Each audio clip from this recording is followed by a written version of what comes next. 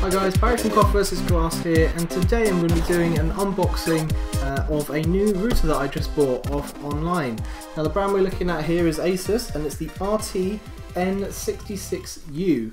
Now if you ever look at any review sites, and I'm using CNET as a benchmark here, a very well respected review site, they pretty much say this is one of the best value for money routers you can buy. I picked this up for £110 on Amazon, and as much as getting an AC version, this only goes up to N, it is pretty much the best you can get for your money. You'll notice on the box there's tons of information on here, especially when you get to the back. There's loads of information just talking about what it does. Essentially we're looking at this one here in the red, which is basically ultimate everything, coverage ultimate, it does every feature, so it's pretty feature packed. So if we actually take a look at what's inside the box, so once we have a look inside here, the first thing you're going to be greeted with is a CD. Now in terms of actually software that you're going to really need for this, you're probably not going to need too much, because you're going to be interacting with this through your web interface. So in terms of software on here, you're probably going to not need a whole lot, so we might not even use this. Then we've got the router itself, which we're going to take a look at in a second. Then you've got a manual, a very big chunky manual, but most of it's actually in separate languages, so I believe the English section is less than 20 pages. So there isn't a huge amount here. It's mostly just talking about setup for things like Windows, but we're going to be doing the configuration, like I said, in the web interface. Then you've got a little stand, which we'll look at in a second. Then down the bottom you've got your antennas. There are 3 of them, and we're going to have a look at how we attach those. Then you've got a power cable. So it looks like this. It's a very small power adapter on the end here. And you'll notice that it doesn't have any plug on the end here, and that's because conveniently it comes with a European and a UK adapter to slot onto the end there. And of course, very generously, or I should expect so, it comes with an Ethernet cable, and this is an 8-thread wire Ethernet cable, so it's going to give you all the full features and speed, so it's a good Ethernet cable. So let's just put this aside.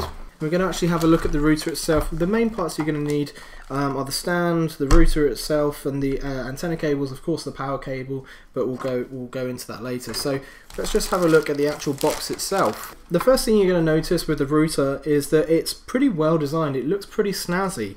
It's got a kind of, I'm going to say it's like a Burberry pattern on the top, if you're aware of that sort of fashion brand, kind of a crosshatch pattern that's actually not flat, it's kind of wavy to follow the hashing pattern. It's got the logo and the model up the top here. It doesn't actually say it anywhere on here, but this model is dubbed the Dark Knight edition of this router. On the front here you've got a couple of logos that actually light up when it's in use. You've got power, you've got the Ethernet ports, you've got internet. It does both the 2.4 GHz and the 5 GHz spectrum of Wi-Fi, and it's got a USB icon because it does have USB on here. If we actually look around the back, this is where we're going to start getting into the ports. Going from the left, we've got a little tiny power port, which is again where you plug in the power like I showed you. It's got a power button, switch on and off. 2 USB 2, not USB 3 ports for plugging in either printers or external hard drives. It's got a reset button. It's got the internet Ethernet socket where you plug in your Ethernet cable to get the internet. And it's got 4 Ethernet WAN ports to connect either computers, or in my case, like I'm going to be doing, connecting my Synology disk station to this. And then you've got a little WPS button on the end as well.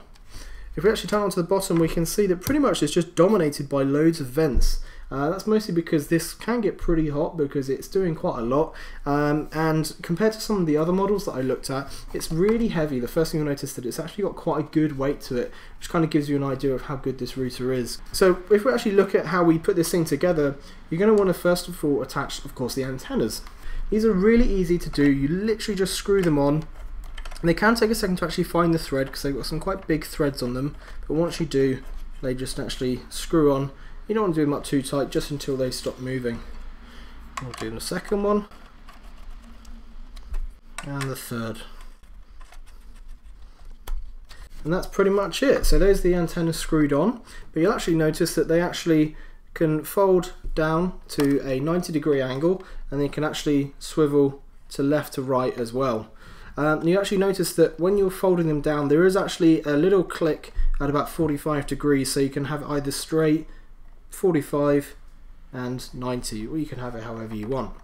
So in this case, I'm actually going to put the stand on the back, and I'll show you how I'm going to set mine up.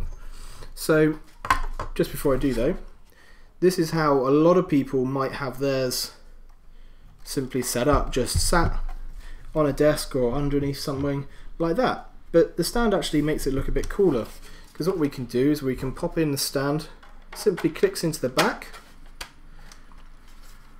and now it stands up. Now of course, when you're looking at antennas and angling them properly, you're actually going to be angling them up, because the signal doesn't come out the end, it actually comes out around in a circular motion from the antenna like this. So if we did have them like this, all the signal would be going either up or down and not out. So in actual fact, we're going to have them up like this. Now to get sort of slightly better coverage, they do actually recommend that you have the center one pointing straight up like I've done, and in this case we're actually going to have these pointing out at a slight angle like so. So this is probably the sort of arrangement I'm going to have mine. The only downside I can see to this is that when you actually have this on the upright, the cables are actually going to come out up the top. So you're going to be able to see the cables coming out and then going down the back of the unit. Not a massive problem, but if you're big on aesthetics, you might not want to have it standing up to see those cables coming out the top. But overall, first of all, I'm very impressed. It's great build quality, it feels really good, and as I say, it's quite heavy, so giving you an idea of the build quality and how good this thing actually is. But that's pretty much it, guys. This is the Asus RT-N66U, and I'll catch you guys in the next video.